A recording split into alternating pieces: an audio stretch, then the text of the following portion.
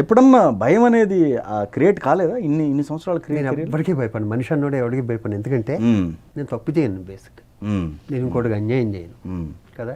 తప్పులు నా కొడుకులు తప్పులు చేసేవాడు భయపడాలి తప్పితే నా అలాంటి జెన్యున్ పర్సన్ ఎందుకు భయపడాలి? నా పాయింటే. ఓకే, నేను అందరూ బాగుండాలని కోరుకుంటాను. ఇంతకుముందు ఒక ఇంటర్వ్యూలో కూడా చెప్పి ఇందాక పదం హార్ష్గా ఉండొచ్చు కానీ అది కావాలని చెప్పి తప్పుడు నా కొడుకులు భయపడాలి తప్పితే శివాజీరాజు అన్నాడు ఎందుకు భయపడాలి అని ఎందుకు చెప్పంటే నా సిన్సియారిటీ గురించి భయపడ్డా.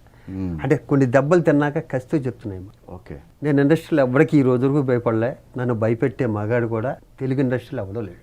ఎందుకంటే నేను ఇప్పుడు తప్పు చేయను, షూటింగ్ లేట్ వెళ్ళను, ఇంకోటి క్యారెక్టర్లు కొట్టాను, ఇంకోటి కాళ్ళ వేళ్ళ పడినాను. నా దగ్గరికి వస్తే క్యారెక్టర్ చేస్తాను, లేదంటే కాముగా కూర్చుంటాను. ఓకే, అయిపోయింది కదా. ఇది ఈ మాట ఎందుకన్నానంటే ఒకటి తగలాలి ఈ దెబ్బ. ఈ దెబ్బ ఈ నా గురించే అన్నాడు అని ఒకటి తగలాలి. ఓకే, అందుకోసం చెబుతున్నా. అది ఒకసారి పర్టికులర్గా చెప్తే ఎవరే అవునా ఇలాంటి పొగడగాలు చాలా మందిని చూసాంట నేను. పేరు చెప్పు, బ్యాక్గ్రౌండ్లు తెలియకుండా మాట్లాడతావు నువ్వు అని ఒకటి తెలియాలి కాబట్టి అది చెప్పాయి. ఇది అయిపోయింది. భయం పట్టడానికి ఎవరి దగ్గర అప్పు చేసి వాడికి టైంకి ఇస్తానని ఇవ్వకపోతే డెఫినెట్గా భయం ఉంటుంది.